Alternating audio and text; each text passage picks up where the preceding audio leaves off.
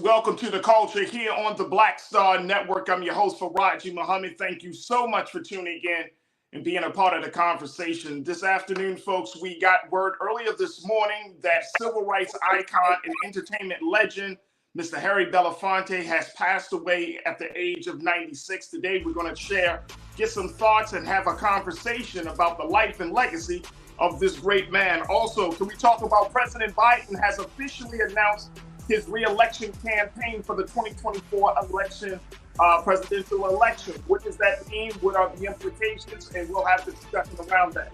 Also, we're going to check in with Ashley Banks, who is the Capitol Hill correspondent of the Griot, to give us some updates about what Representative Ayanna Pressley is doing around qualified immunity and how House Democrats are calling for Clarence Thomas to resign. We'll have that conversation and a whole lot more. So stay with us. It's all happening on today's edition of The Culture right here on the Black Star Network. Let's go. Woo!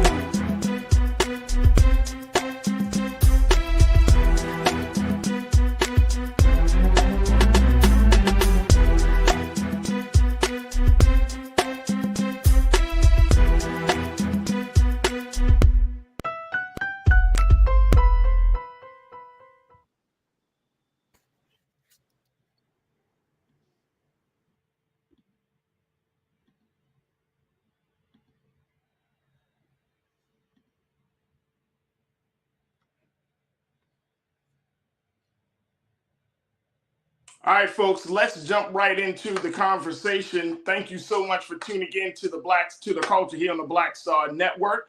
Let's talk a little bit about Mr. Harry Belafonte, who is the entertainment icon, civil rights legend, who has passed away. He has become one of the great ancestors at the age of 96. We want to talk a little bit about him and his impact on the civil rights movement, on the Black Power movement, and so much more. Folks, make sure y'all join us in the conversation as we have this discussion about the passing of singer, film, and civil rights icon, Brother Harry Belafonte, who is affectionately known by those in the circle of civil rights and social justice as Mr. B. And he has been a man that has transcended time as he has continued to show us what it means to be both an entertainer and a champion of the people. Here to join me for this conversation is my brother Sinedu Wakorafor, who is an activist. He is an advocate. He's also a diversity, equity, and inclusion specialist, and here to give us his thoughts on the passing away of one of our great icons, Mr. Harry Belafonte. Brother Sinedu, peace and blessings, bro. How are you feeling this afternoon? Peace and blessings. You know, they say in Africa that a giant great tree has fallen. A giant tree has fallen today. Harry has lived a very full life, and he has gotten to shape America, not only for African Americans and Black people worldwide, but he has changed the course of America through art and his civil rights activism. And I'm just glad that he got to see a lot of things that he fought for come to pass while he was still alive. Absolutely, absolutely. And here's the thing about Mr. B, because he's been around for so long. And Brother Sinedu, what kept coming to my mind, bro, as I was reflecting on his life and his work and just the impact that he has made,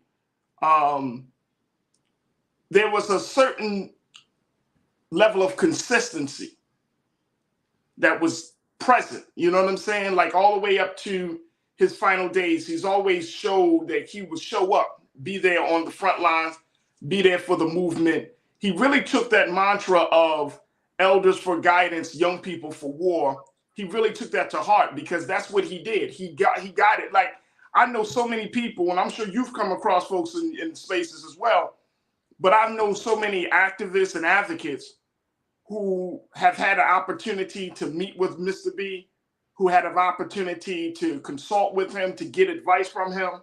I didn't have that great honor and privilege, but to hear their stories and talking about what he brought to the table, I think is something that is something else, bro. To be honest, it shows that this wasn't just a man who just loved to sing and dance and perform and act, but this was a man who truly cared about his people. But he, instead of going in the direction which some of what we sometimes see, that you as you get older, you want to be up in those spaces with the heads of state, and you want to be in those spaces with other folks. He still remained relevant. He still kept himself in spaces with the next generation, and I think that speaks volumes about who he is, bro.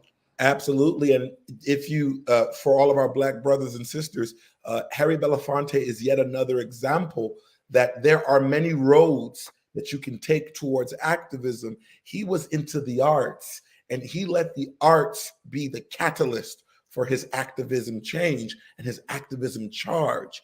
And he is not any less of an activist than any of the other ones that existed during his day. And what I love about him is, even during his older times, as he aged, or got older, if you will, depending on what words you like to use, he still made inroads to be in the midst of younger people. When he was in the midst of folks like Michael Jackson, people don't know that he was the one who had the idea of "We Are the World." That was his. That was his. Absolutely. And Absolutely. if you see, that's what I'm talking about, bro. That type of insight to say, you know what, let's bring some level of social consciousness into whatever we're doing, right?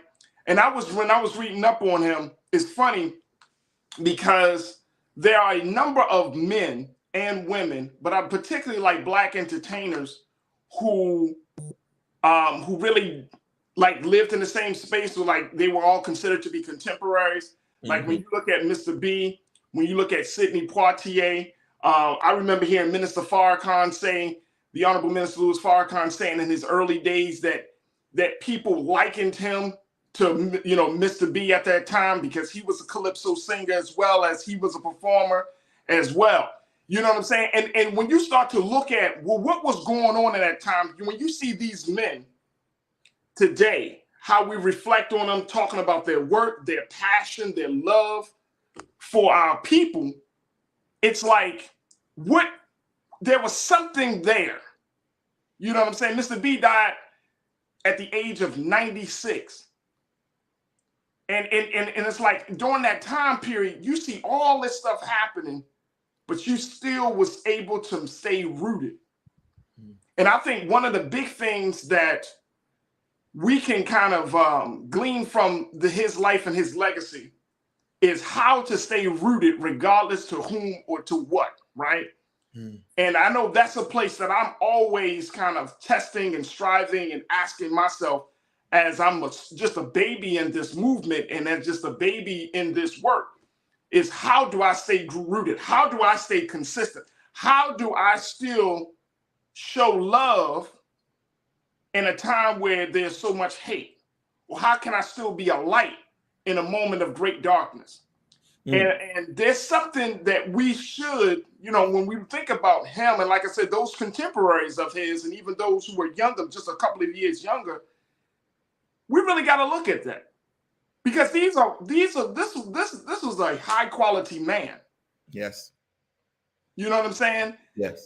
And I know that there are going to be many different elements to his life that will come up. Some elements may not be what we thought. Other elements may be the things that meet our expectation. But here's the one thing that I've learned about people. Here's the one thing, and Sinead, you can always correct me on this, bro.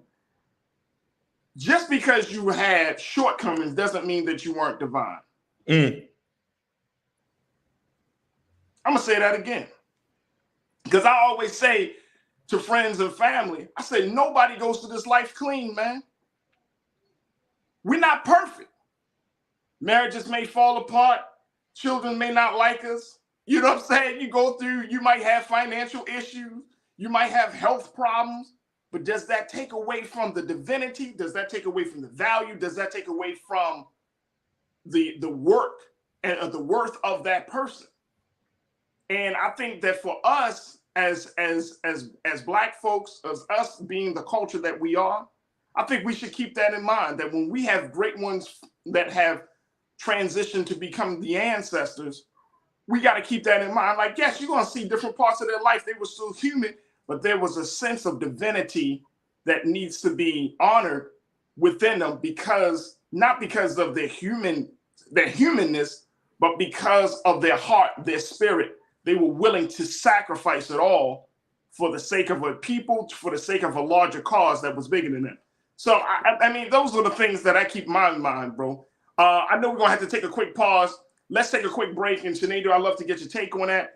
Yes, Crew, sir. I want to hear from you what your thoughts are as we're talking about celebrating the life and the legacy of singer, film, and icon and civil rights icon, Mr. Harry Belafonte. Share your thoughts posting on YouTube as we're streaming on YouTube. You're streaming right now on Facebook. And of course, you can find us at blackstarnetwork.com and on Amazon News. So folks, stay with us. More conversation up next here on The Culture on the Black Star Network.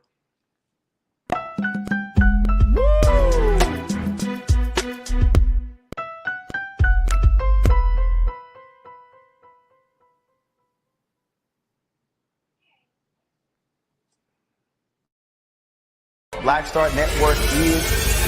Oh, no punch! I'm real revolutionary right now.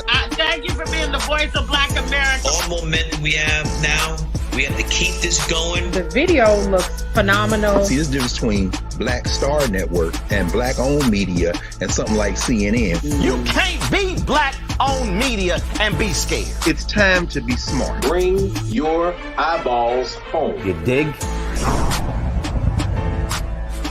When you talk about blackness and what happens in black culture, we're about covering these things that matter to us, speaking to our issues and concerns. This is a genuine people-powered movement. There's a lot of stuff that we're not getting. You get it, and you spread the word. We wish to plead our own cause. Too long have others spoken for us. We cannot tell our own story if we can't pay for it. This is about covering us. Invest in black-owned media. Your dollars matter. We don't have to keep asking them to cover our stuff. So please support us in what we do, folks. We want to hit 2,000 people, $50 this month, raise $100,000. We're behind 100,000, so we want to hit that. Y'all money makes this possible. Checks and money orders go to P.O. Box 57196, Washington, D.C. 20037-0196. The Cash App is $RM Unfiltered. PayPal is R Martin Unfiltered. Venmo is RM Unfiltered. Zelle is Roland at RolandSMartin.com.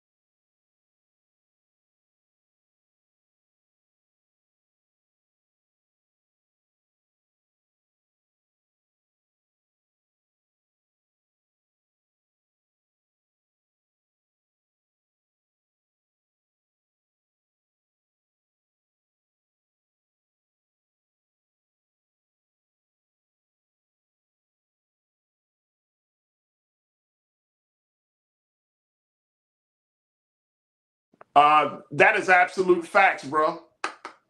That is absolute facts. That you mentioned that, Real Brooklyn.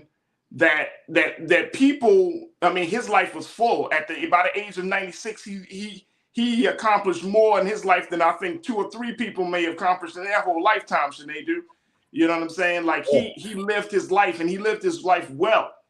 And I hope and pray that God be pleased with our brother. Because he put it all on the line. He showed that he has a love, he got the heart, and that he knew how to live life properly.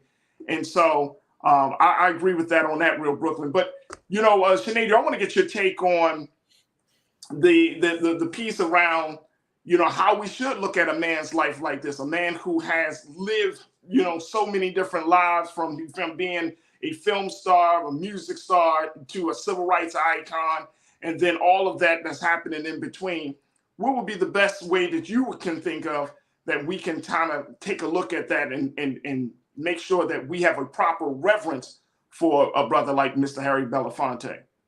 I think it is very essential as a people that as we judge a man by the work of his hands, which is what the African proverb says, is that we also understand that we analyze him by the great successful things he did.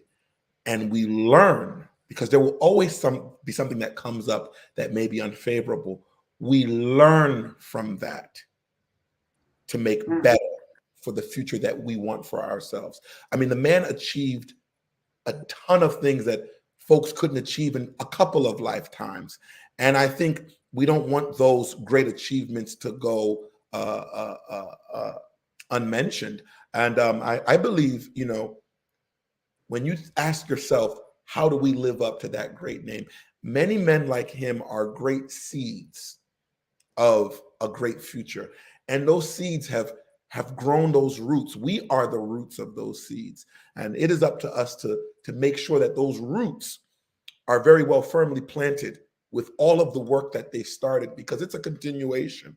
It is a continuation of the work, whether it be in art, whether it be in a spoken word, whether it be in the ideas that he listened to others that he could bankroll or that he could put his stamp on. I mean, the man was able to do so much. And I think it's an honorable thing for us in this moment, as he has now moved onto the ancestral plane, for us to honor that great words the great works that he did. And don't forget the great words that he said, Deo, Deo, daylight come and me one go home. The daylight has come and he now went home to his ancestors. Absolutely, absolutely. I want to share something. At least if we could put this quote up on the screen, please, sis, where we talked a little bit about, the amount of time that Mr. Belafonte, Mr. B, the type of people he impacted, the folks he worked with. Take a look at this. This is coming out of the Griot. They say that as prominent as he was in the entertainment space, he was just as significant when it came to the fight for civil rights for African Americans. He was a close confidant of Dr. Martin Luther King Jr. and financial backer of many important social movements. Mr. Belafonte was a key organizer for the historic 1963 March on Washington, which was supported and attended by fellow giants in the arts and humanitarian spaces, such as his eventual best friends Sidney Poitier, James Baldwin, Diane Carroll, Sammy Davis Jr., Ruby Dee, Ossie Davis, Marlon Brando, Paul Newman, and many others. Over his illustrious life and career, he was awarded many honors, including but not limited to a Kennedy Center Honors for Excellence in the Performing Arts, the Nelson Mandela Carriage Awards, and the National Medal of Arts from President Clinton, the NAACP's prestigious Spring Garden Medal, and Chevalier of the Legion of Honor by decree of the President of the Republic of France, the highest award bestowed by the French government. So here's a man, Brother Shanadu, who was well awarded in various spaces. And again, I really want folks to understand that his legacy is not going to be because of these awards. His legacy is not going to be because of his relationships with heads of state and with some of our most famous legends, celebrity entertainment legends. His legacy, and I think he knew this very early on, is going to be with the next generation. And if there isn't, and this is, I think, is a great tale of what you need to do to continue the fight, but even more so, what you need to do to ensure that your legacy, your work is not just going to be left up in the air. You start to put seeds in other people. And that's what we're seeing. Mm-hmm. And that is the one thing I think, Brother Shanadu, that we can't forget.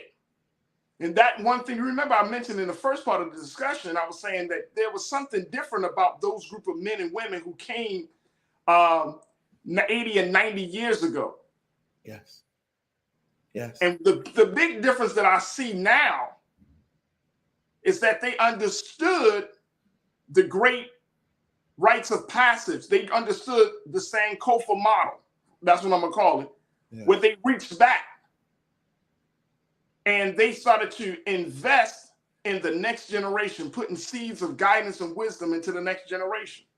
Yes. And that's the only way that this thing is going to live. The liberation struggle, bro, is not going to live if people aren't invested into, if we don't talk to young people, if we don't take the time to build with the next generation, if we don't take the time to create a space for the next generation to be heard, this thing is not going to happen on its own. People, and it always blows my mind, bro, that we see some Black leaders who don't do that, who don't invest in the next generation, who hold on to power and serve as gatekeepers and try to, oh no, you're not ready. That type of talk.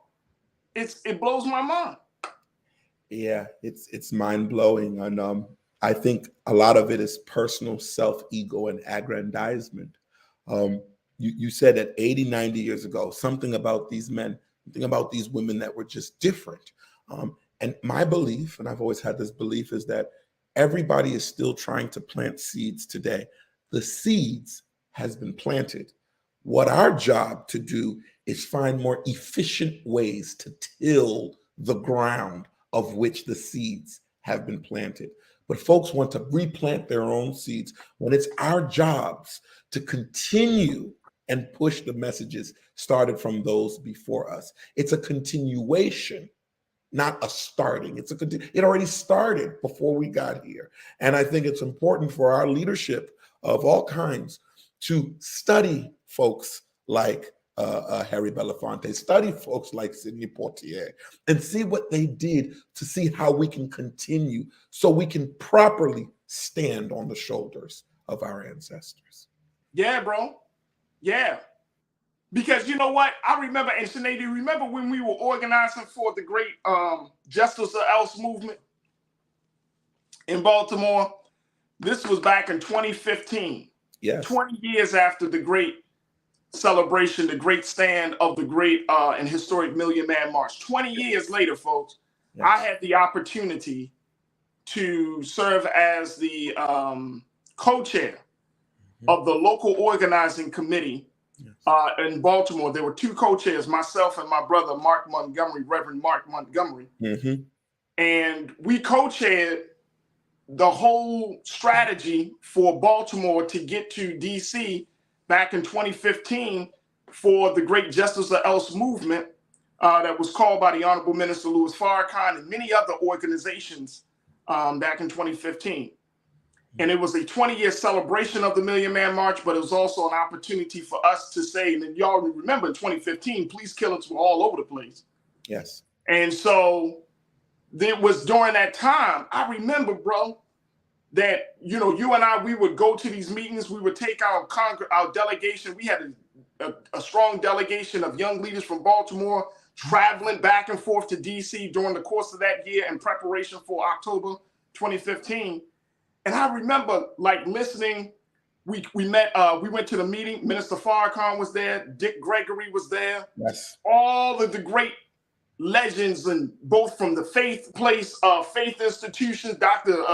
Jeremiah Wright. I saw a couple of other people, Reverend Willie Wilson in DC converging.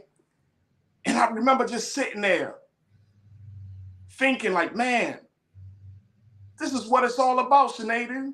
Yeah. Yeah. You know what I'm saying? Like, this is what it's all about. Like, this is the passing of the torch where you're in that same space. Mm. And I remember just feeling the energy, bro.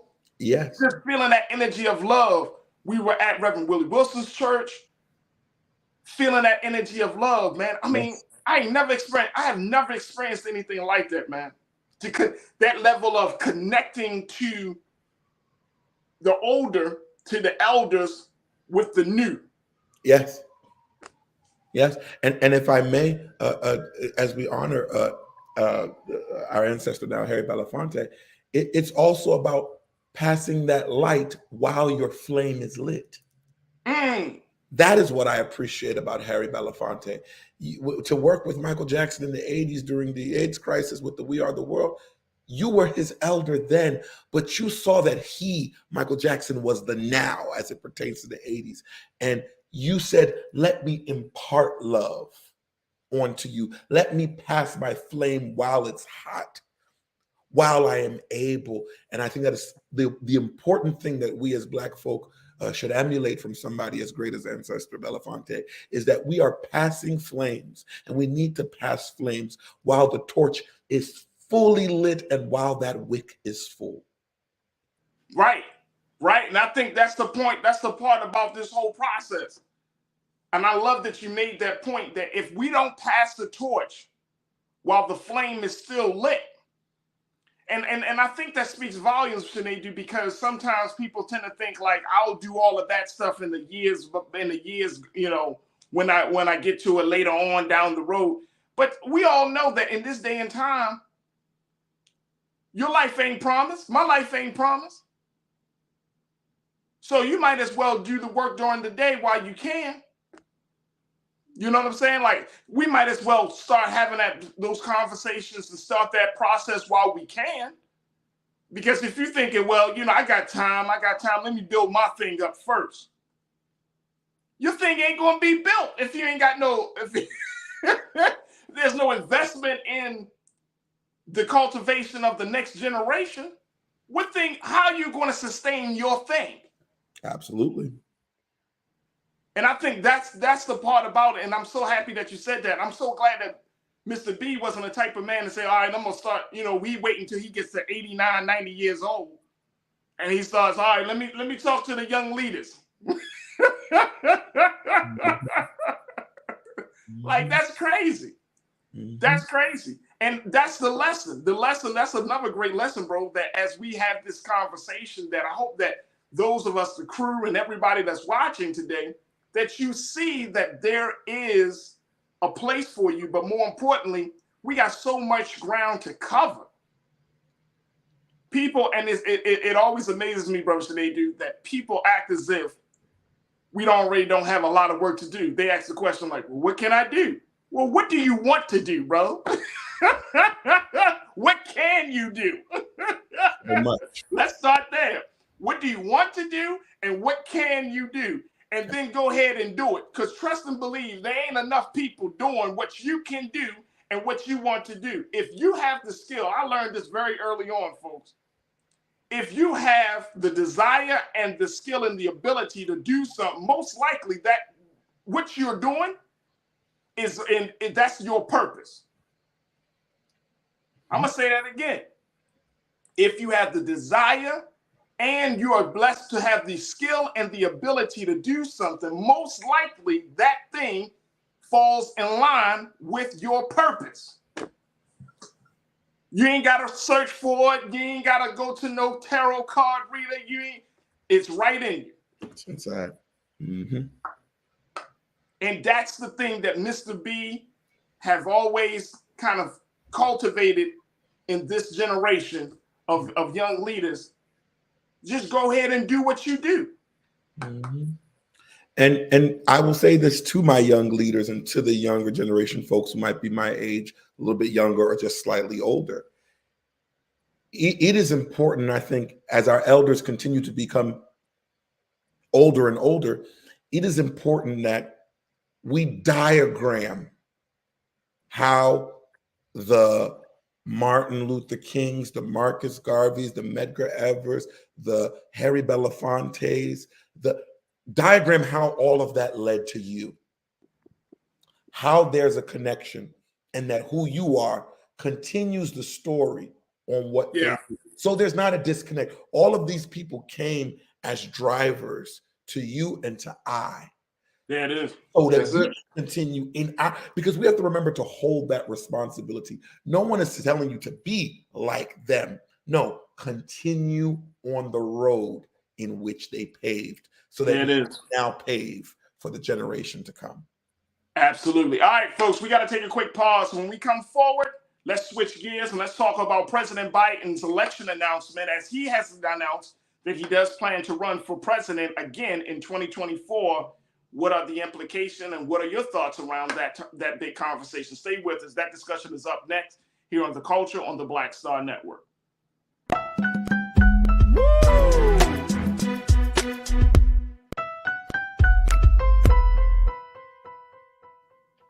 I'm not seeing this. Like, is this me? Hatred on the streets, a horrific scene, a white nationalist rally that descended into deadly violence. White people are losing their damn minds.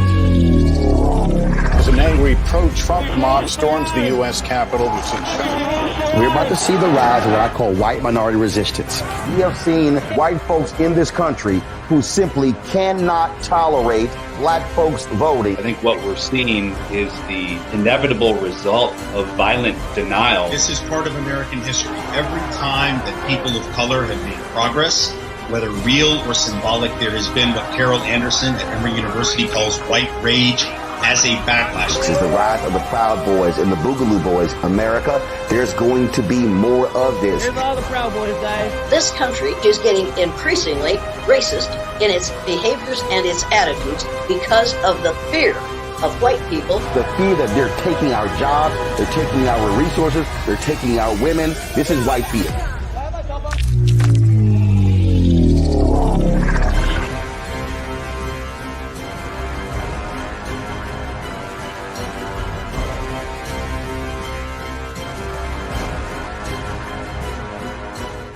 Black Star Network is here.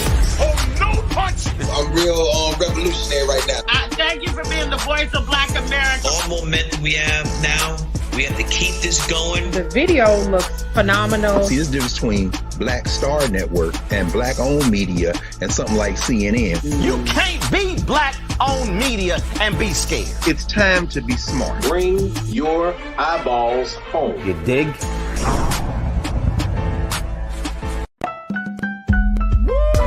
Folks, Black Star Network is here.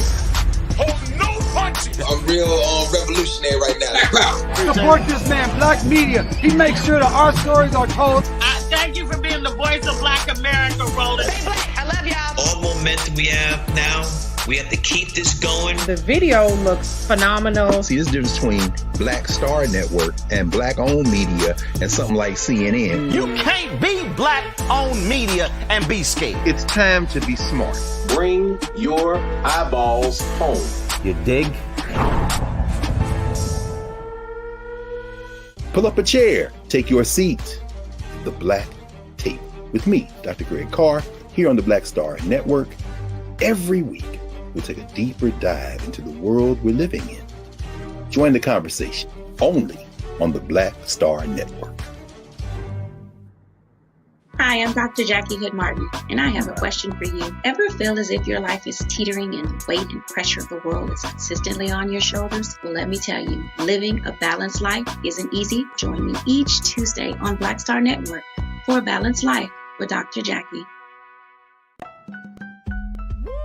We're all impacted by the culture, whether we know it or not. From politics to music and entertainment, it's a huge part of our lives, and we're going to talk about it every day right here on The Culture with me, Faraji Muhammad, only on the Black Star Network. I'm Deborah Owens, America's Wealth Coach, and my new show, Get Wealthy, focuses on the things that your financial advisor and bank isn't telling you, but you absolutely need to know. So watch Get Wealthy on the Black Star Network.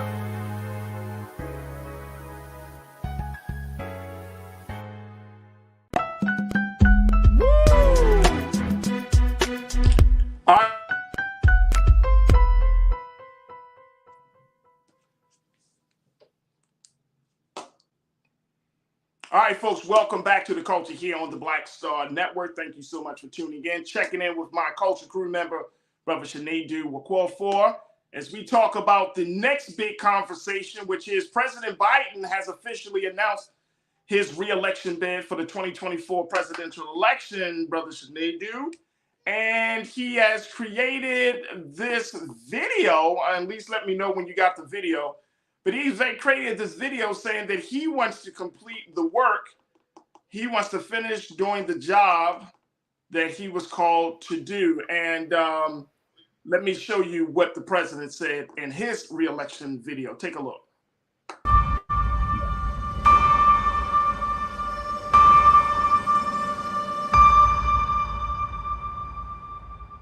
Freedom,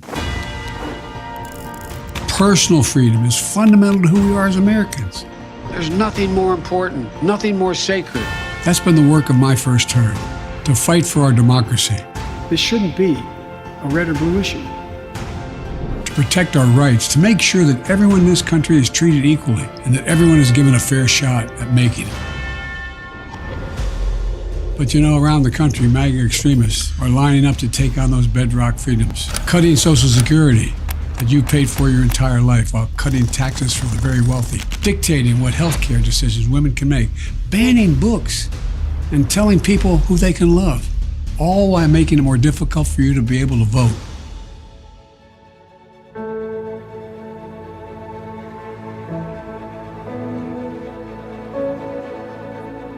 When I ran for president 4 years ago, I said we're in a battle for the soul of America, and we still are.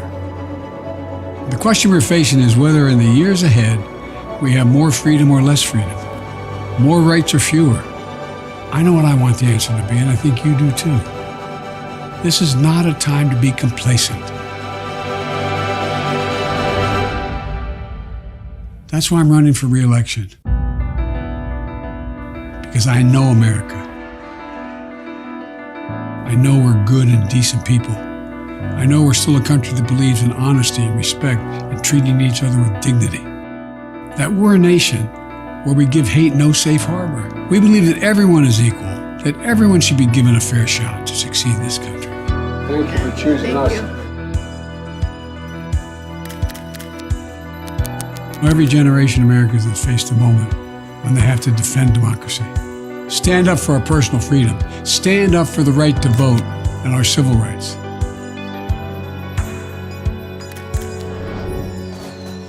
And this is our moment.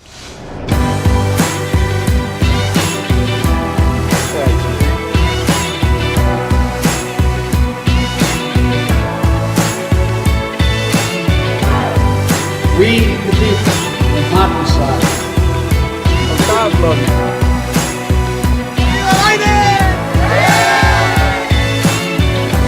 So if you're with me, go to joebiden.com and sign up. Let's finish this job. I know we can, because this is the United States of America. There's nothing, simply nothing we cannot do if we do it together.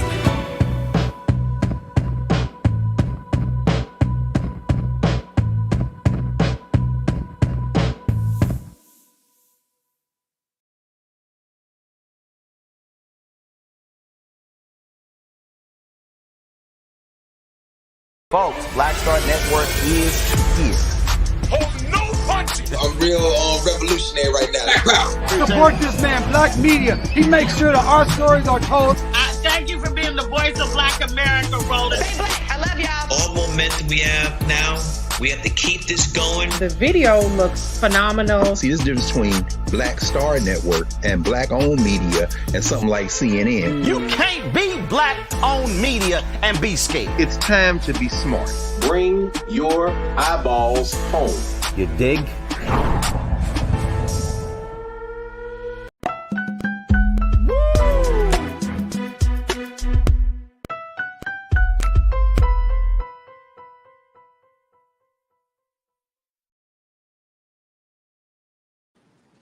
All right, folks, welcome back. That was President Biden's re-election campaign video. Let's bring my brother Sinedu Wakofor back into the conversation. How you feel about that, brother Sinedu?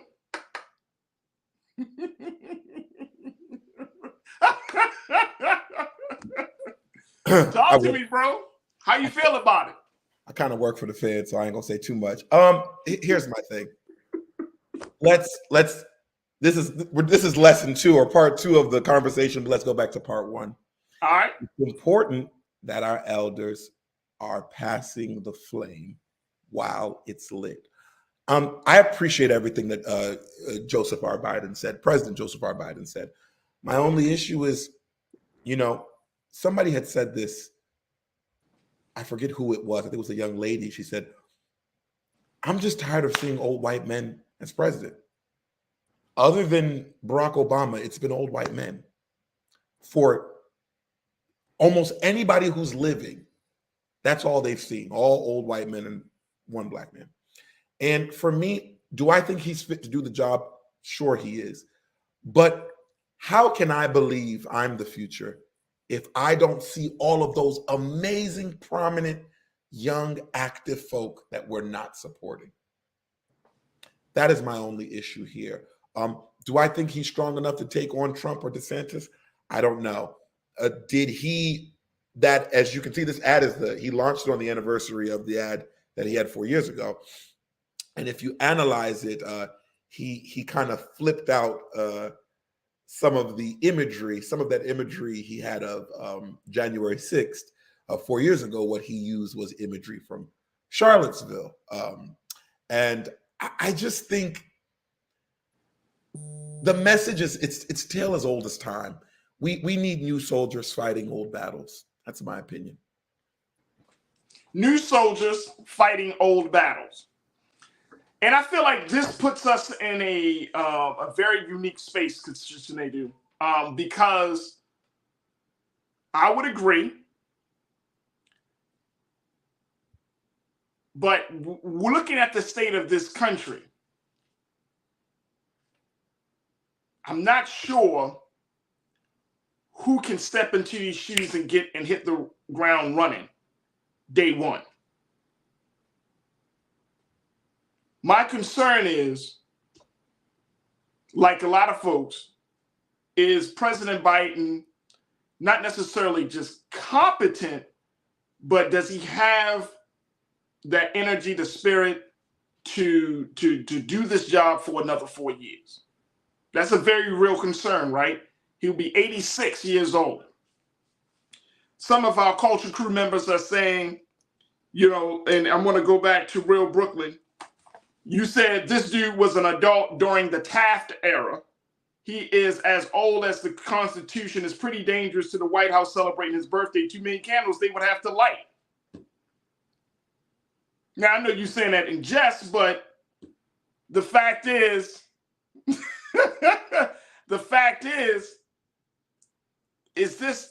do we put our eggs in the Biden basket, in the Biden-Harris basket? I mean, this is a hard decision, man. This is a hard decision. Or do we go completely to, like you're saying, getting somebody younger, but who may not have the quote-unquote experience that Joe Biden brings to the table? Yeah. And that is acceptable to millions of people. This is my thing about that experience world.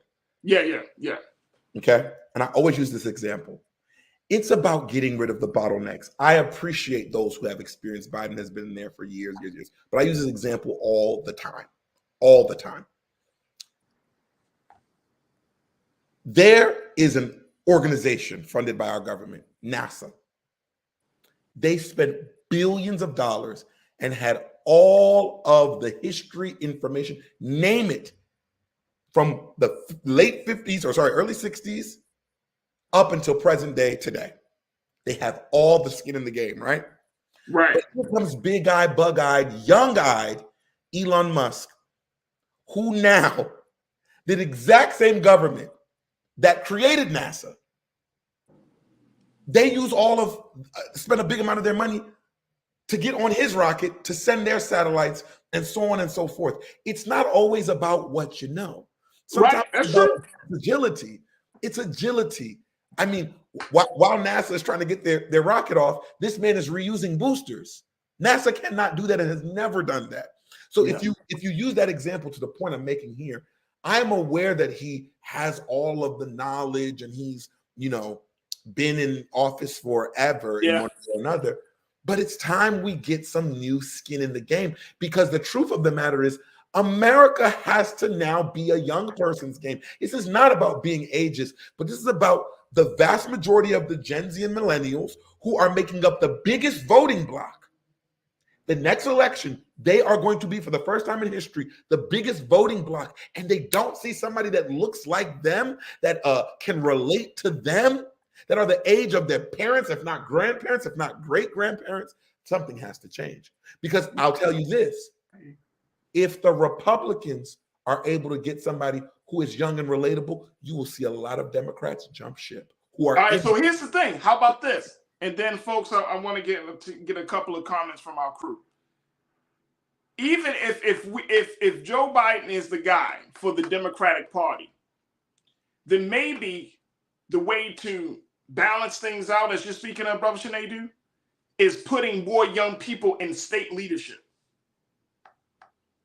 Younger governors, younger mayors, putting more younger senators and Congress people, representatives, putting younger people in Congress or in state leadership to balance out what you're speaking of. You know what I'm saying? And that way, those next generation leaders can get the experience of governance, get them prepared. Now you're creating a pipeline where states are starting to funnel, especially Black folks. We can funnel some of our most brilliant politicos to go through the pipeline of going from local government into federal government, into national government.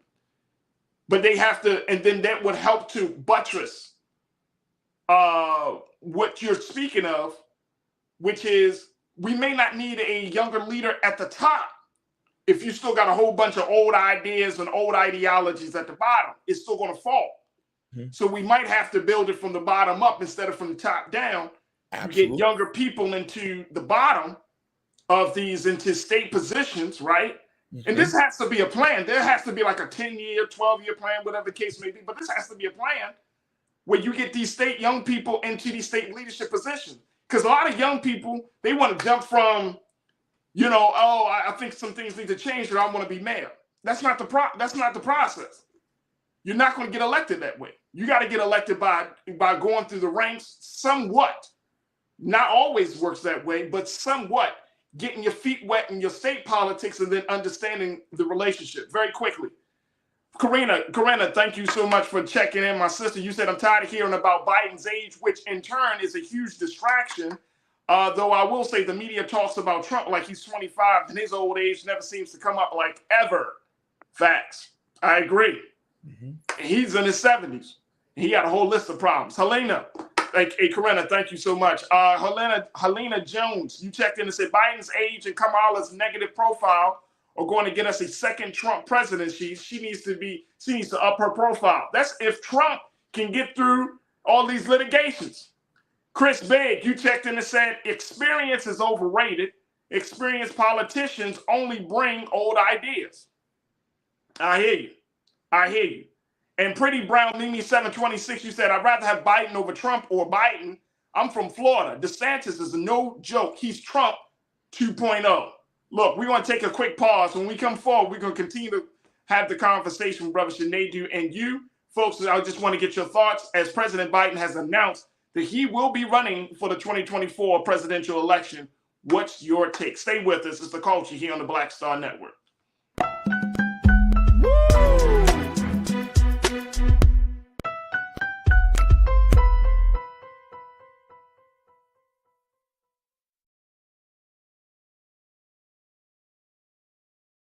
Pull up a chair, take your seat. The Black Tape with me, Dr. Greg Carr, here on the Black Star Network.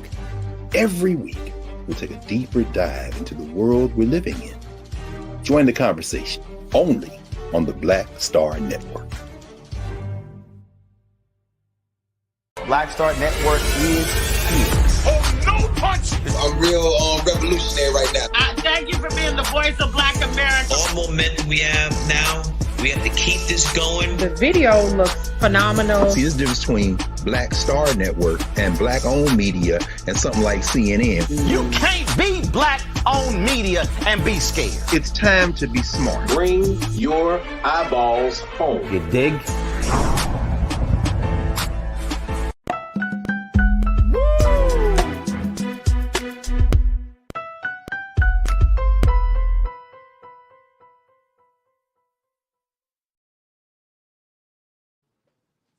All right, folks, welcome back to the Culture here on the Black Star Network. We're just getting some final remarks as we talk about President Biden has officially announced his bid for re-election for 2024. He has put out a video, a 3-minute video showing his legislative agenda, his victories, and the things he said he still wants to work on if given the opportunity to be reelected. And he says, let's finish the job to get things done. We got a few moments left with my brother Shanadu.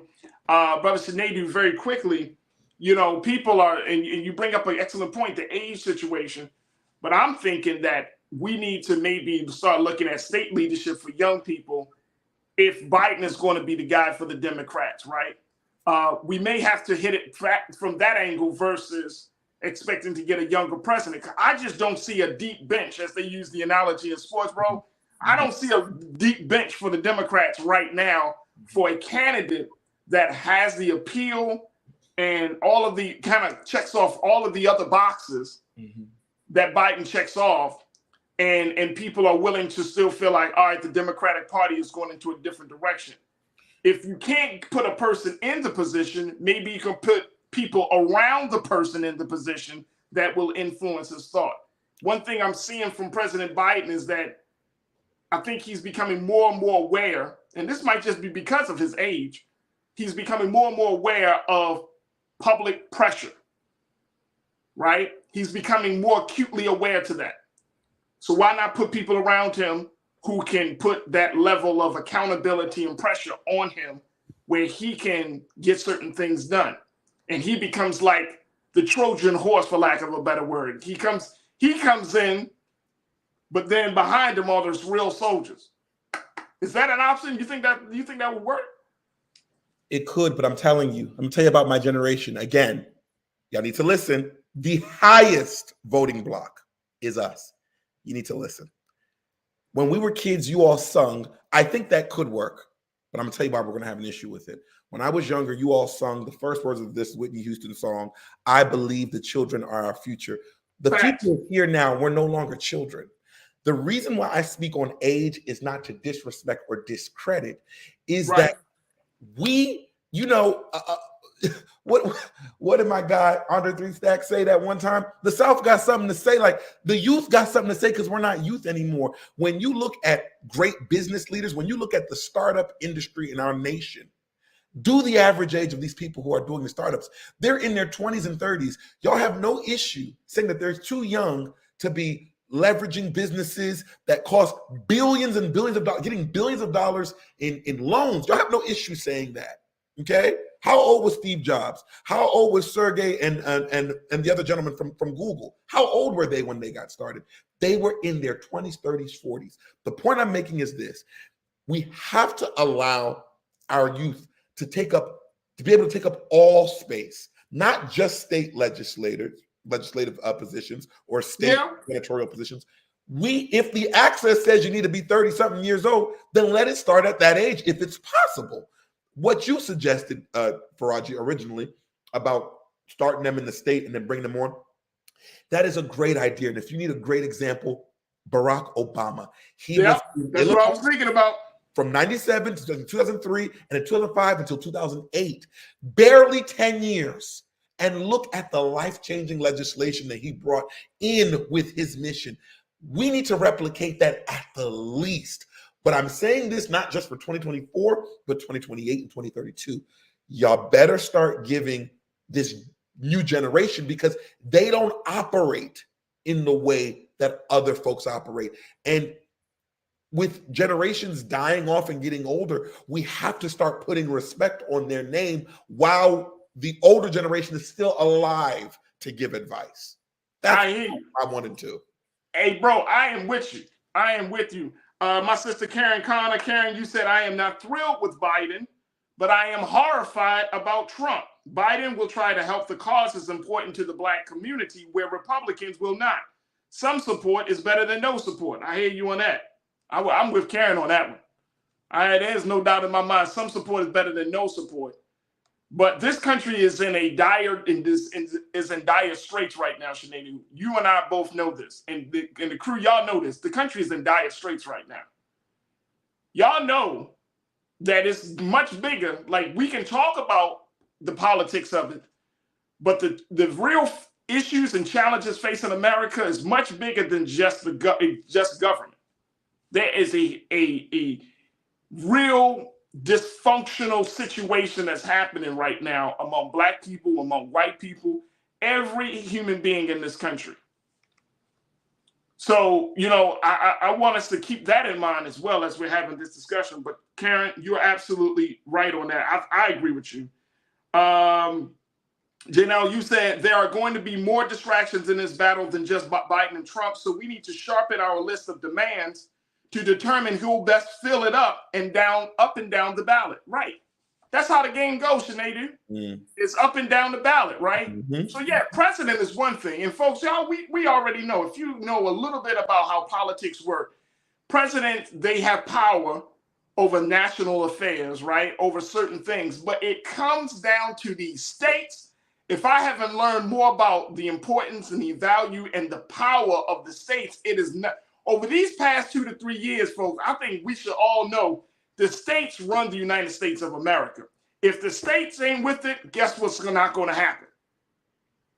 Whatever's on the agenda. If the states don't like to do it, then it's not going to be a priority on the agenda.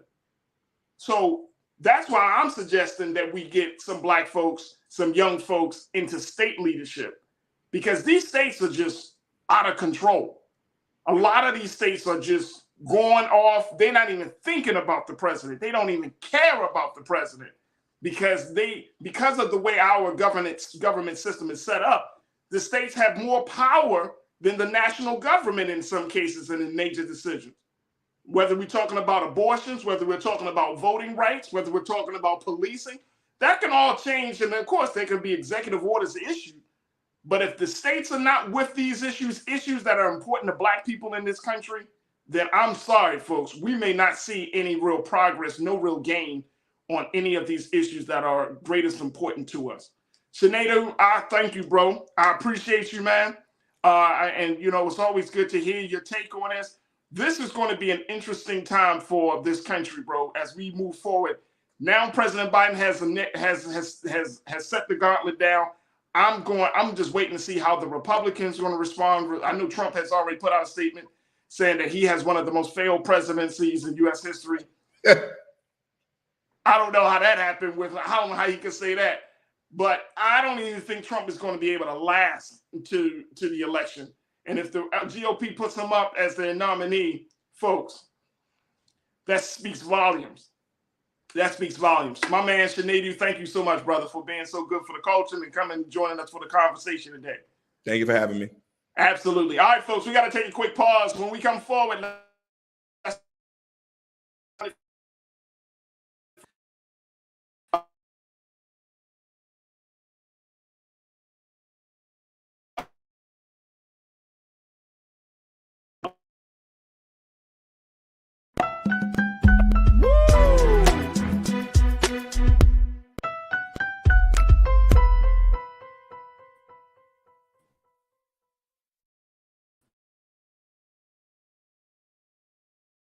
When you talk about Blackness and what happens in Black culture, we're about covering these things that matter to us, speaking to our issues and concerns. This is a genuine people-powered movement. There's a lot of stuff that we're not getting. You get it, and you spread the word. We wish to plead our own cause. Too long have others spoken for us. We cannot tell our own story if we can't pay for it. This is about covering us. Invest in Black-owned media. Your dollars matter. We don't have to keep asking them to cover our stuff. So please support us in what we do, folks. We want to hit 2,000 people, $50 this month, raise $100,000. We're behind 100,000, so we want to hit that. Your money makes this possible. Check some money orders. Go to P.O. Box 57196, Washington, D.C. 20037-0196. The Cash App is $RM Unfiltered. PayPal is R Martin Unfiltered. Venmo is RM Unfiltered. Zelle is Roland@RolandSMartin.com. Black Star Network is here. Oh, no punch! I'm real revolutionary right now. Thank you for being the voice of Black America. All momentum we have now, we have to keep this going. The video looks phenomenal. See, there's a difference between Black Star Network and black-owned media and something like CNN. You can't be black-owned media and be scared. It's time to be smart. Bring your eyeballs home. You dig? Hatred on the streets, a horrific scene, a white nationalist rally that descended into deadly violence. White people are losing their damn minds.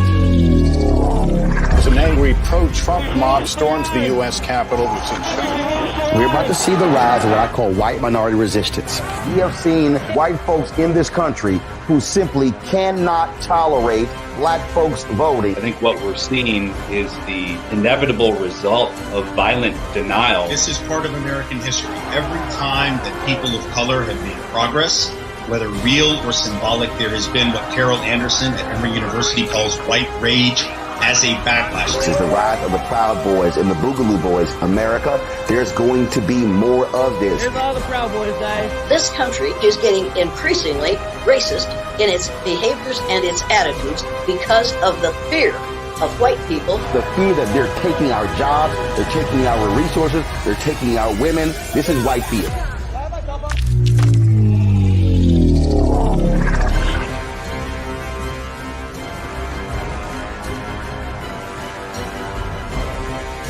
When you talk about blackness and what happens in black culture, we're about covering these things that matter to us, speaking to our issues and concerns. This is a genuine people-powered movement. There's a lot of stuff that we're not getting. You get it, and you spread the word. We wish to plead our own cause. Too long have others spoken for us. We cannot tell our own story if we can't pay for it. This is about covering us. Invest in black-owned media. Your dollars matter. We don't have to keep asking them to cover our stuff. So please support us in what we do, folks. We want to hit 2,000 people, $50 this month, raise $100,000. We're behind 100,000, so we want to hit that. Y'all money makes this possible. Checks and money orders go to P.O. Box 57196, Washington, D.C. 20037-0196. The Cash App is $RM Unfiltered. PayPal is R Martin Unfiltered. Venmo is RM Unfiltered. Zelle is rolandsmartin.com. Folks, Black Star Network is here. I'm real revolutionary right now. Support this man, Black Media. He makes sure that our stories are told. Thank you for being the voice of Black America, Roland. I love y'all. All momentum we have now, we have to keep this going. The video looks phenomenal. See, there's a difference between Black Star Network and black-owned media and something like CNN. You can't be black-owned media and be scared. It's time to be smart. Bring your eyeballs home. You dig?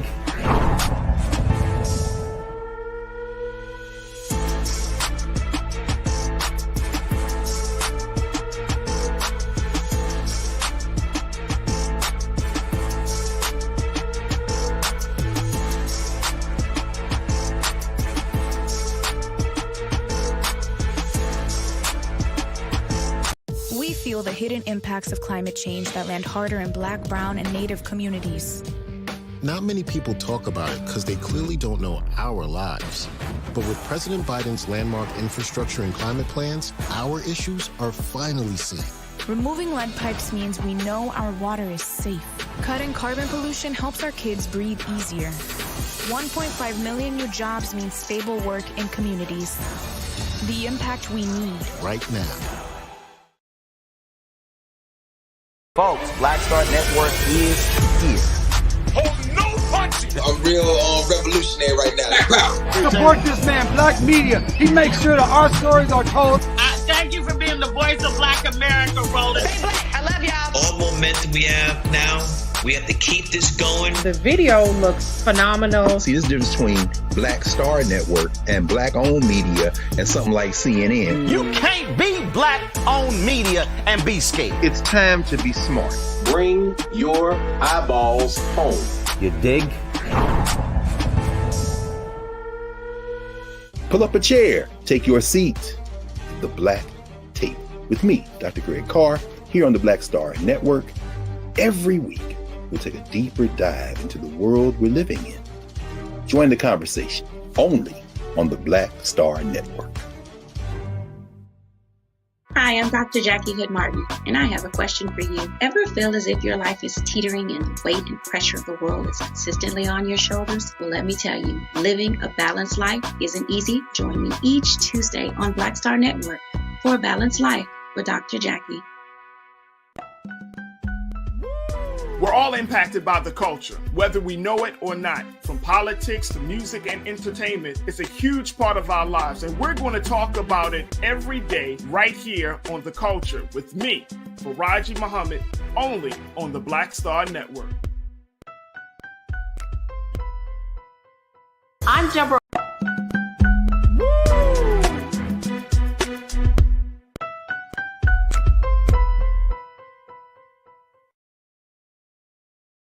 Hatred on the streets, a horrific scene, a white nationalist rally that descended into deadly violence.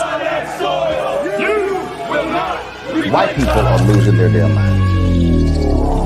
As an angry pro-Trump mob storms the U.S. Capitol, we've seen We're about to see the rise of what I call white minority resistance. We have seen white folks in this country who simply cannot tolerate black folks voting. I think what we're seeing is the inevitable result of violent denial. This is part of American history. Every time that people of color have made progress, whether real or symbolic, there has been what Carol Anderson at Emory University calls white rage as a backlash. This is the rise of the Proud Boys and the Boogaloo Boys. America, there's going to be more of this. Here's all the Proud Boys, guys. This country is getting increasingly racist in its behaviors and its attitudes because of the fear of white people. The fear that they're taking our jobs, they're taking our resources, they're taking our women. This is white fear.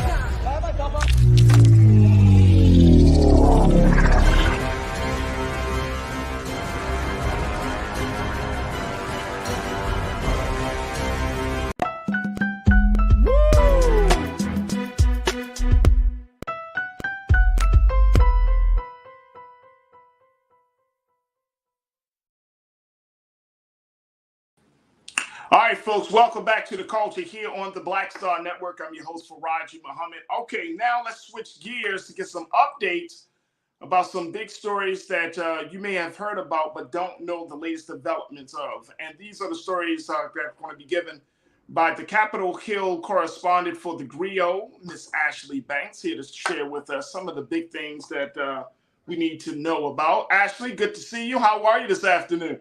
Good to see you as well, Faraji. I'm doing pretty good. How about yourself? I'm good. I'm good. All right, let's talk about some of these stories that you've been working on. You've been putting out a lot of reports about what's been happening on Capitol Hill. I'm seeing a report about Clarence Thomas and how the Democrats are calling for his resignation. Then I saw the other report about Representative Ayanna Pressley calling for the end to qualified immunity. So where do we start with all of these things? Yeah, let's start with qualified immunity. So last week, after Congress was on a 2-week recess, Ayanna Pressley and Senator Ed Markey came back to the Capitol Hill Triangle and basically held a press conference discussing how they were reintroducing their Qualified Immunity Act. They want to end qualified immunity. Ayanna Pressley simply said, for generations, Black Americans have been disproportionately profiled, surveyed, policed, lynched, choked, brutalized, and murdered. She said these practices of police brutality are systemic and rooted in our country's legacy of slavery and radical terror. What Ayanna Pressley did during the press conference, I found interesting. She made sure to educate the public on the fact that qualified immunity is not a law. It's a doctrine that was created by the Supreme Court to undermine the Civil Rights Act of 1871. Now, the Civil Rights Act of 1871, Faraji, granted citizens power to sue any person acting under the authority of state law who deprives them of their constitutional rights, and that includes police officers. However, in 1967, the Supreme Court made it so that officers would only be held accountable for their actions if the victim or victim's family could clearly establish that the officers in question violated the Constitution. So due to this caveat created by the Supreme Court, it makes it harder for victims or families of victims to sue police for police brutality. And we see that time and time again. where there are cases that are dismissed, or officers who are charged for actions of police brutality are usually not convicted for their crimes. And so then the families are relying on wrongful death suits in order to recover something, in order to see some sort of justice. But Ayanna Pressley and Ed Marquis said enough is enough. It's been time. We need to get rid of qualified immunity, because getting these wrongful death lawsuits that ends up coming out of the pockets of taxpayers is not doing anything to these officers who need to be held accountable for their actions. I'm sure you saw the recent news of one of the officers involved in the Breonna Taylor shooting, and how he was just placed a few miles away in the county. I'm sorry? You said it was in the other county, like in the sheriff's department, correct? Right. He was moved to another county where he's able to continue practicing as a police officer, which is very angering, obviously, to everyone. And so if, qualified immunity weren't a thing, maybe he would have been held accountable. Maybe he would be sitting in jail right now for some of his actions. Of course, he was following protocol from the people up top, and there's a whole, political thing going on with that. But at the same time, officers should have been held accountable for their actions in the Breonna Taylor event, just like so many different situations that have occurred in recent years. Officers should be held accountable. They are not exempt. But because of the Supreme Court making qualified immunity a doctrine, it's been followed, and it's been something that really does protect officers when it shouldn't. And it's just putting your average citizen at a disadvantage, knowing that if today I were to get shot or brutally beaten by police officers, it could be hard for me to hold them accountable. So I know that a lot of times with police departments, this is police agencies are funded through the states, through their respective states. Is there any sort of rumbling among state leaders to possibly say, okay, even on the Democratic side, to say, okay, we need to really nix this qualified immunity within our state laws as a way to kind of get the ball rolling to nix it from any national conversation? Have you heard anything about that? I haven't heard anything, but since it's not actually a law, there's nothing that I'm aware of in which it could change on the state level doctrine from the Supreme Court. So it is on, the national and federal level. And so it needs to be done away with through Congress, since Congress is what the court. So that's what needs to take place. So Ayanna Pressley and Ed Marquis and other House Democrats are doing what needs to be done by pushing this. But when it comes to the opposing party, the GOP, they have to back this. And so this is the second time that this has been introduced. And so a lot of reporters at the press conference, our question was, so what makes this time different? And Ayanna believes, obviously, because this is something she really cares about, something that we all care about, she says she's just hopeful that this time there will be change. And obviously, GOP, they need to wake up and see what's taking place, what's happening in these Black and brown communities, what's happening to people that look like you and me, Faraji, and that justice needs to be served, that they need to put Americans over politics. Forget what your politics are. This is a life or death situation. And it's about justice. It's not about Republicans versus Democrats. It's about justice. It is about justice. And this is why I think, even having a conversation about this element of qualified immunity should be really looked at as the metric of how serious people really are about achieving justice. If a person says that they're about justice and they support this statute of the law, which allows a police officer to essentially kind of not feel the full brunt. Yes, they lose their job, and there might be some level of public backlash and public humiliation. But at the end of the day, they can go, as we saw with the officer who shot Breonna Taylor, you can just move to the next county and get another job back in law enforcement. Right. And so this is really the sticking point. And I know why Republicans are going against it, but it's like, do you think that there is enough public knowledge about qualified immunity where Black folks, brown folks, white people are saying, you know what, this is enough? Just to get back to that point that you're saying, that people understand how the system works. Do you think that there is enough discussion about just that one aspect? I think there is, at least the circles that I travel in. People are discussing that there needs to be an end to qualified immunity, but I'm not sure if people actually know how it works and the fact that it's not a law and that it's a doctrine that was created by the Supreme Court. But the basics are that qualified immunity, right, protects police officers, and that's all we really need to know. And so the circles that I travel in, the people that I've spoken with are completely against this and knows that it needs to be done away with. Nobody wants to see a police officer charged and convicted for something they didn't do. Everyone wants to see, everyone who supports ending qualified immunity wants to see officers who are actually engaging in excessive, brutal behavior to see their time in jail, to see justice, because not only do we want to see these officers be held accountable for their actions, we want to deter them from continuing these actions in the future. And so there have been countless examples where officers who may have killed someone on one force that they were working for, and then they transfer to another force in another county, another state, repeat that same behavior. And then it's them that they kill someone, and that makes headline news. And then now it's this whole thing. We have to end qualified immunity. We have to hold them accountable. And their case is still dismissed and they're not held accountable, just for them to be able to kill someone again. And so the whole point of justice is to make the victim or the victim's family whole, but also to deter an assailant, a perpetrator, an officer in this case, from repeating that same behavior that is causing harm to the public. And so it's just not fair to see what is taking place with officers and the protection that they're getting, knowing that the Civil Rights Act was in place for the average American to be able to protect themselves from something like qualified immunity. That's crazy. So it's completely absurd. And so it will be interesting to see if this, ending qualified immunity is enacted into law. But given the divide in Congress, I think it's going to be an uphill battle for Ayanna Pressley and Ed Markey. Do you think because it's coming from a person like Ayanna Pressley, who some deem as controversial, that it makes it harder, that if it came from another lawmaker, that it will probably be much more digestible to accept?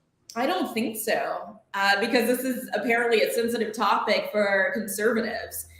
Because at this point, to them, they see this as anti-police. They see this as, a Black Lives Matter organization enactment, where to them it's like, oh, it's anti-whiteness, it's anti-law enforcement, it's anti-service. And it's like, it's none of those things.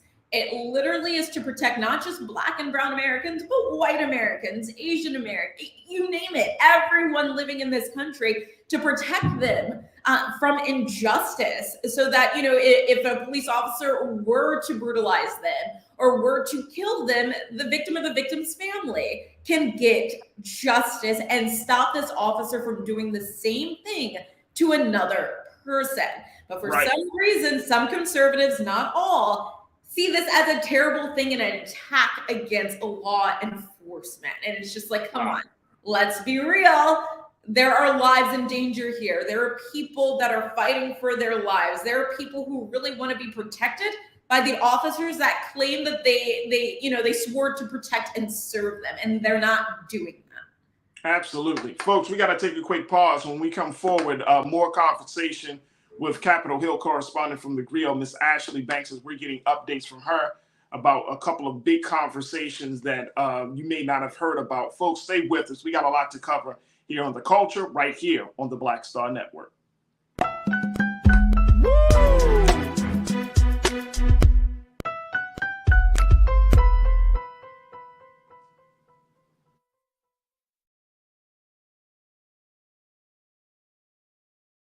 Folks, Black Star Network is here.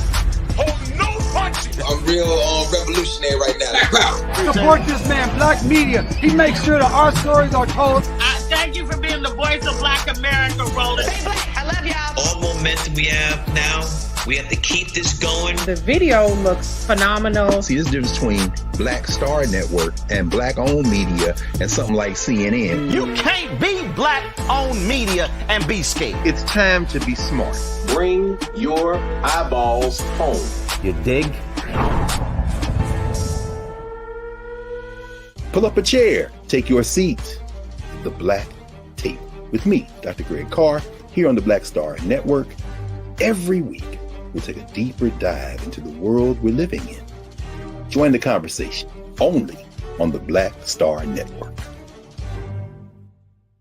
Hi, I'm Dr. Jackie Hood Martin, and I have a question for you. Ever feel as if your life is teetering and the weight and pressure of the world is consistently on your shoulders? Well, let me tell you, living a balanced life isn't easy. Join me each Tuesday on Black Star Network for a Balanced Life with Dr. Jackie.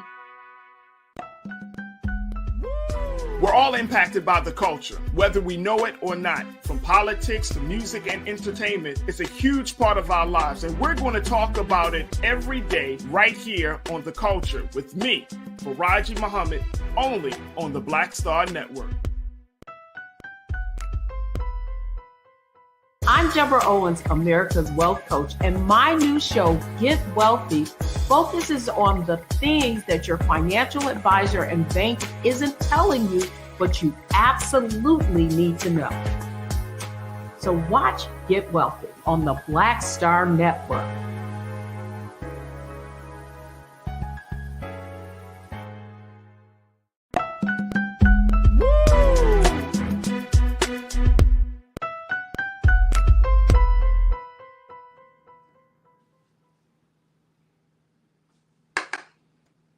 All right, folks, welcome back to the show. We've been talking to Capitol Hill correspondent for the Griot, Ms. Ashley Banks, getting us updates about two big conversations that are happening right now on Capitol Hill. One being the situation with Representative Ayanna Pressley looking to end qualified immunity, and we will have to see, Ashley, how Representative Pressley is going to manage through all of this.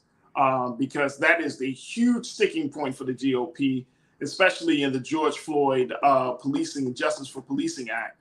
That was one of the big reasons why the GOP did not vote on that piece of legislation.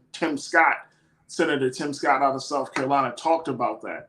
But it's also a huge sticking point for us as Black folks in the community, as Black folks in the culture, because if we can get millions of dollars with Ben Crump help from these police departments, and there are other lawyers that are looking to break the bank on a lot of these police agencies, but these police officers are still kind of walking out scot-free and not really feeling the full brunt of justice, right? Because they haven't been personally affected, and that's what qualified immunity will cause them to do.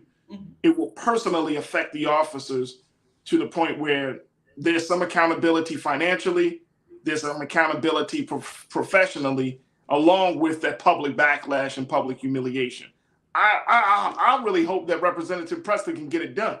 Same. I'll be following it, so I'll have updates for you, but I hope so too. A part of me feels like the opposition's not going to allow it to happen. Yeah. It's a thing that's been around for so long, since 1967. It's been around for a very long time. I do hope that Ayanna Pressley can be the one to break this. This is going to be a huge thing for the Black community, for the Black community, very huge. But she's going to have some trouble, and she knows it. She knows it. We know it. But it would be a blessing for those of us walking around these streets in America. It would be a great protection for us, and it would make police officers second guess how they treat us. Let me tell you, hey, look, Ashley, if she can get it done, it might be bigger than the George Floyd Justice for Policing Act. Yeah. I mean, all of the great things that's outlined in that piece of legislation, having a national database of police shootings, to all of the things that are happening, if she can get this one element done, and she can get some level of support and really justify that this needs to change and this needs to be ended, man, please. It would cut back severely. We would not be hearing half of these headlines. We wouldn't be reporting on half of these things. these no. acts of police brutality and murders at the hands of officers all around the country, because they would be so afraid to going to jail with the same people that they put there. We know what happens to officers when they're convicted and sent to these prisons where they put the same felons behind bars. They don't want that. They have so much power with these badges, and in their heads, they feel like they rule the streets. And if that's stripped from them, that's the last thing that they want. That's why they're able to continue brutalizing Black and brown people while wearing body cameras. Like, they just don't care. People, bystanders, are recording these ordeals, yet they continue to say the things that they say to Black and brown people. They continue to brutalize us, to murder us, because they believe they're above the law. But if this becomes a thing, ending qualified immunity is placed into law, they're not going to want that. They're not going to Not at all. Yeah, they're going to have to put their pride aside and know that they can no longer treat us like we're second-class citizens. Let me ask you before we move on to the next report. The police unions have always been another part of this dynamic as to uphold and to keep in power those police officers that do violate our civil rights and human rights laws. What role are they playing in this thing? Are they? I'm assuming, just because I know how police unions can be, from my experience in Maryland, I'm assuming that they're not happy about this on a national level. Are you? What kind of information have you garnered around the police unions' response to this? Haven't heard anything from the police unions, but I can assume they're not too happy. As we know, that is so interesting to me. Mm-hmm. That is so interesting, because if people understood, like, a lot of these police unions came at a time, and you can definitely fact check me on this one, Ashley, but I think it was, if I remember reading the history of police unions in this country, it started like in the 50s, like either the 50s or the 60s. There was a call for these type of unions to come together to essentially protect officers.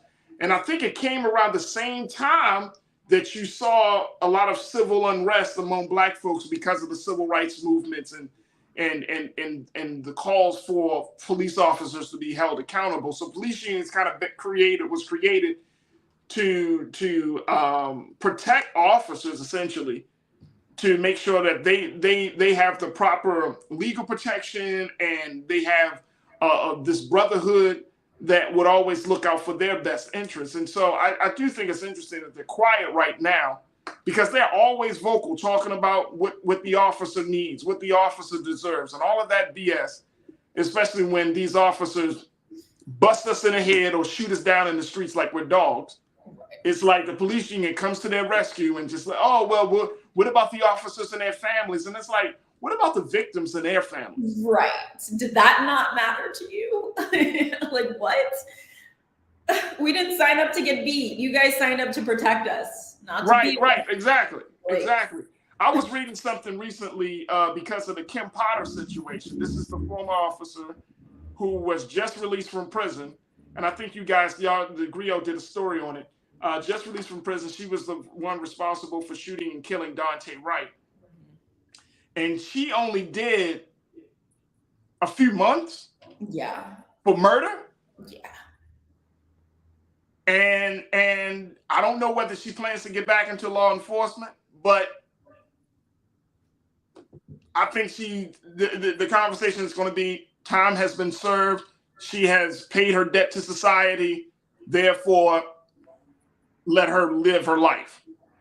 Yeah, I hope she doesn't get back on the force, and if she did, she needs to do desk duty, because if you can't tell the difference between your gun and a taser after being on the force for as long as she was, she doesn't need to go back. We don't need her. We don't want her. Like, just stop. Come on. And people were like, oh, give her a second chance. What about Daunte Wright? Life, because she couldn't tell which one was a gun. Right. Like, come on, let's use logic here. Like, a man died because of her incompetence. Like, that was a life or death situation. I'm still not completely convinced that she didn't know the difference. But I'm not. Hey, Ashley, you and me both, sis. You and me both. I cannot comprehend how you've been an officer for that long and you don't know which side of the belt your taser and your gun is on. I don't have any understanding. All right, so we'll talk about that later. Okay, so what's the latest around this situation with Clarence Thomas and his secret relationships? Right.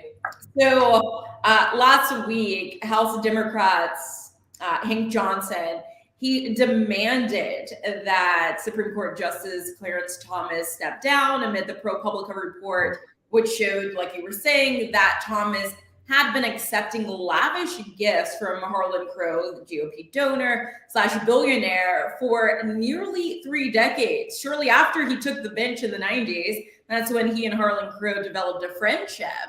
And the ProPublica report, it just lays out all of the different things in which he and Harlan Crow engaged with one another. It's pretty scathing report there. But Hank Johnson simply said he needs to step down in order to protect what little is left of public trust and respect for the United States Supreme Court. And I want to read you a quote from Representative Jesus Garcia, who's also pushing for Clarence Thomas to step down. He said, "We have a judicial system that lets off the wealthy and the well-connected and punishes poor and vulnerable people." And so I thought that was so impactful for Raji, because it's so true. Like, Clarence, what you did was wrong. As a Supreme Court justice, you're supposed to be impartial. You're not supposed to be accepting gifts from anyone. I don't care if that person is truly your friend. Like, he can be friends with Harlan Crow, but you should not be accepting gifts, because we don't know what those conversations were about.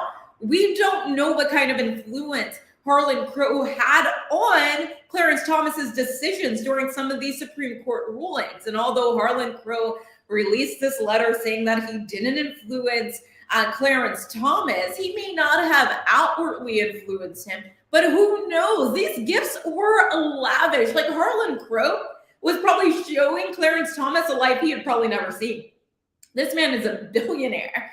And so only they know the type of influence that they had on each other and what was going on when it came to Clarence Thomas and the decisions that he's made, and, you know, being on the bench for nearly 3 decades. But even so, even if there wasn't anything going on, it just brings up the issue of code of ethics.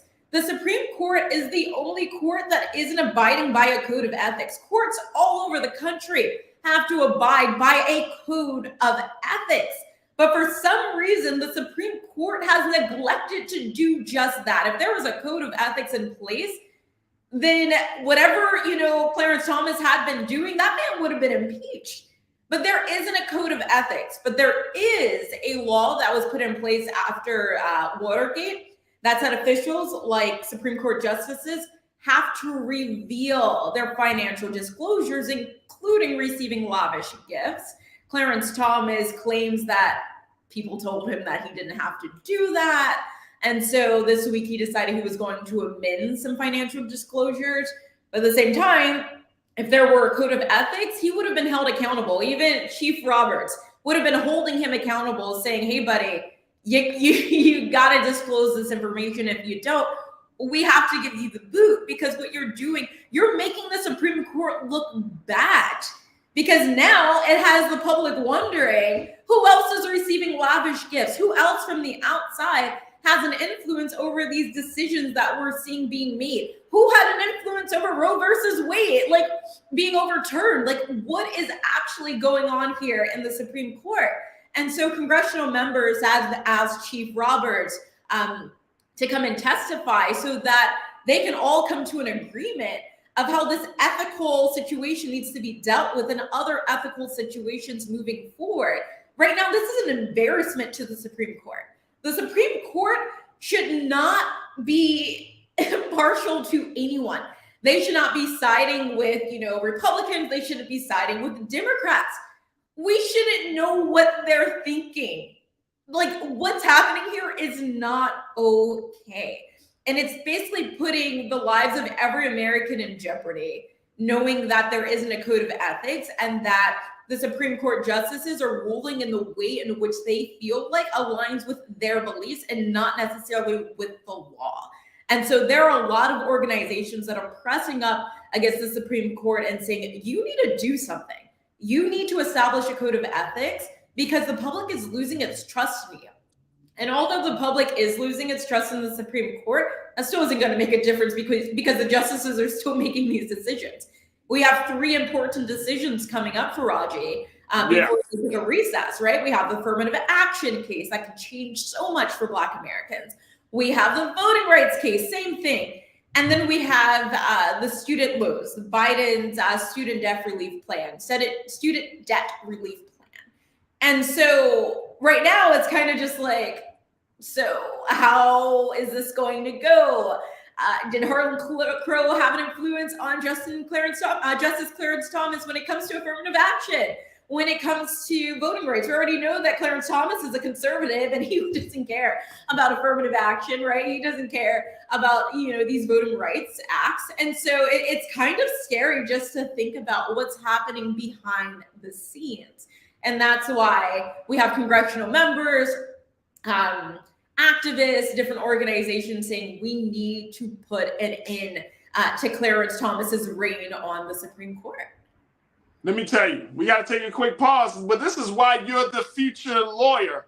I didn't want to say nothing. You laid out the case just perfectly. I just got to, yes, ma'am. Yes, ma'am. Case closed. We definitely need a code of ethics. Folks, we got to take a quick pause. When we come back, more with Capitol Hill correspondent from the Griot, Ashley Banks. Stay with us. It's The Culture here on the Black Star Network.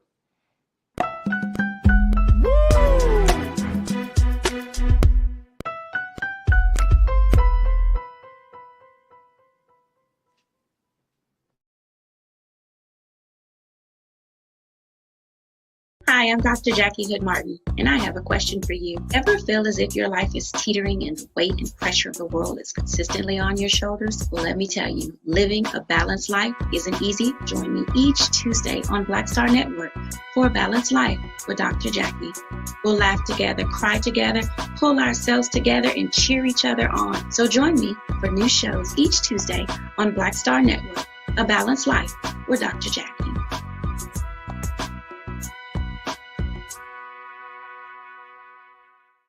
Black Star Network is here. Oh, no punch! I'm real revolutionary right now. Thank you for being the voice of Black America. All momentum we have now, we have to keep this going. The video looks phenomenal. See, there's a difference between Black Star Network and Black-owned media and something like CNN. You can't be Black-owned media and be scared. It's time to be smart. Bring your eyeballs home. You dig?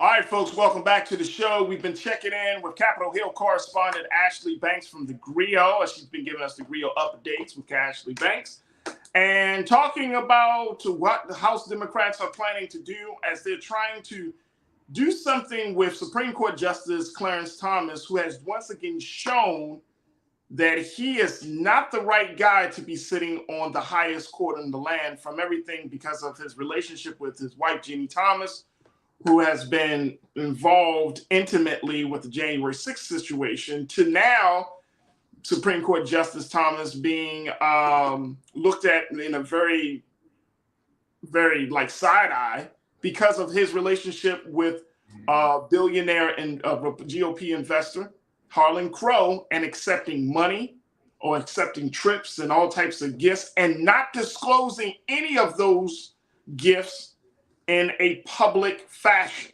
This is the thing. So now, as you heard from Ashley, there is a call for a code of ethics. And this code of ethics, folks, they've been talking about this, Ashley, for, since last year, since the Jeannie Thomas situation came up. At that time, 73% of Americans, according to Forbes, they did a Morning Consult Politico poll, 73% of Americans who strongly or somewhat support the binding Supreme Court justices to a code of ethics as the Supreme Court Ethics Recusal and Transparency Act would do. This piece of legislation would hold the Supreme Court justices, every single one of them, to a higher standard. Now, y'all remember when the Supreme Court used to be that one place of impartiality, that one place that folks would go to and say, you know what, I might finally get some justice from this court. Not today.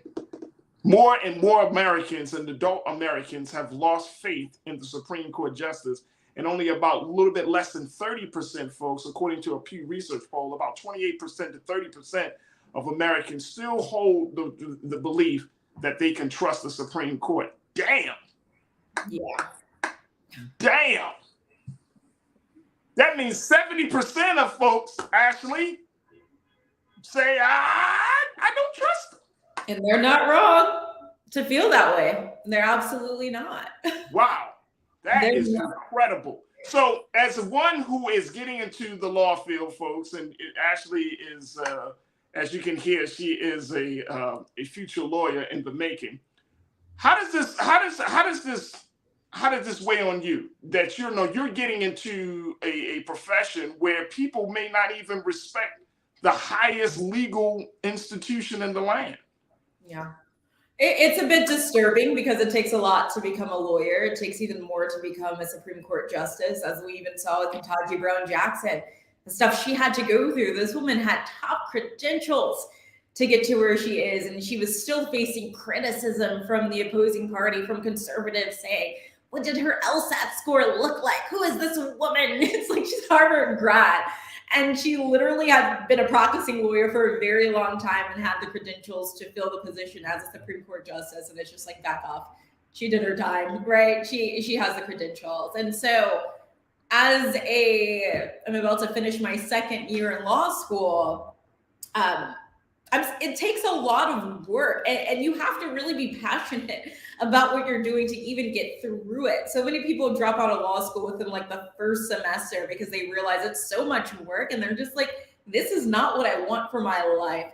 And so for even Justice Clarence Thomas to have gone as far as he got, it took a lot. And so it's kind of disturbing to see that he was okay with jeopardizing his position as a Supreme Court justice. That position is well respected, or it was, amongst lawyers, amongst the public. You hold so much power. You actually can change the way in which society functions. And so it's not a position that you take lightly. You really have Americans' future in your hands, as we saw what happened with the overturning of Roe versus Wade and what we could see happen with affirmative action and the Voting Rights Act.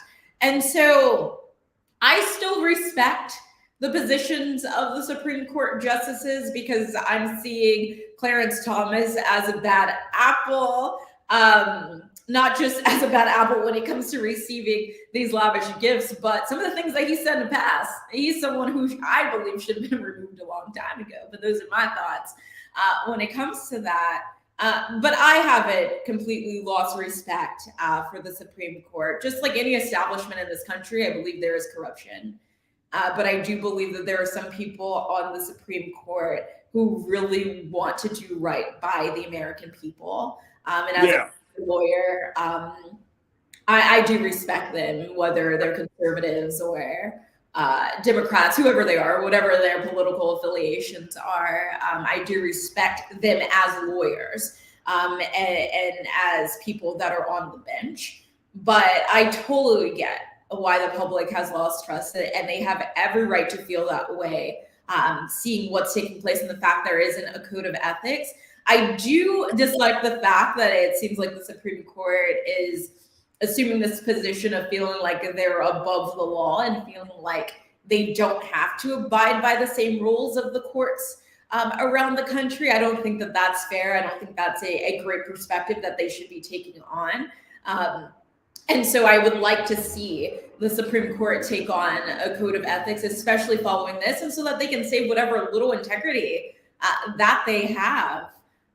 But it will be interesting to see how this plays out and to see what Chief Justice Roberts does. I really do hope that he steps up and he holds Clarence Thomas accountable, because Clarence Thomas simply saying that he didn't know he had to disclose this information. No, sir, you know the law. You know the rules.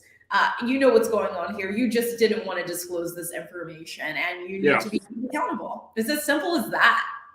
Hey, look, very quickly as we close out, Ashley, I'm not saying that he will, but because he might be like, you know what, you're a black man, you're expendable. he might give him up.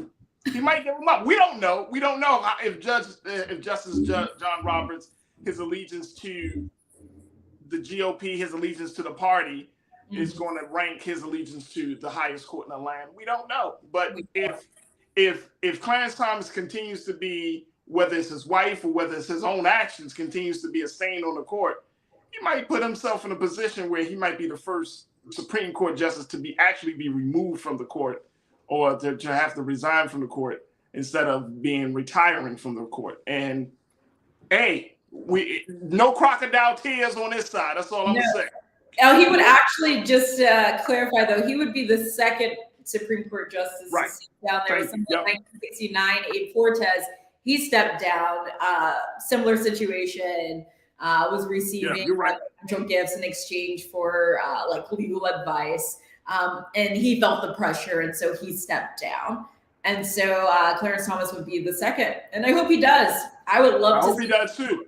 I would love to see him leave that bench and Biden appoint somebody else. I think that would be a beautiful thing for America.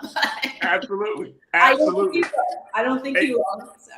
Hey, Ashley, I appreciate you. Thank you for your patience and working with us your time today. And I thank you for these dynamic reports. We look forward to bringing you back on, but folks can find all of your latest reports about what's going on in Capitol Hill.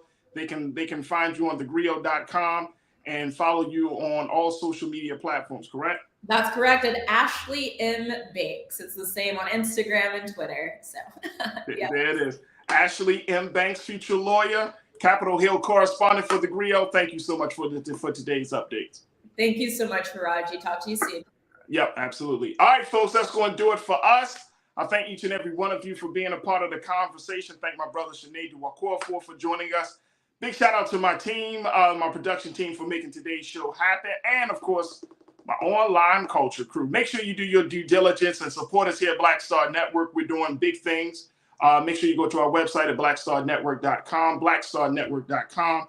Support us financially, share the content, and follow us on all social media platforms at Black Star Network. Also, while you're on social media, make sure you hit me up. Follow me at The Real Faraji on Instagram and Faraji on Twitter. I would love to connect with you as we continue to build this community. Stay tuned. 6 p.m. Eastern Standard Time. Roland Martin Unfiltered is coming at you. You know they got a major tribute to our beloved Mr. B, Harry Belafonte. So make sure y'all tune in for that. And God willing, we will talk tomorrow for another exciting edition of The Culture right here on the Black Star Network. Talk to you soon. Peace.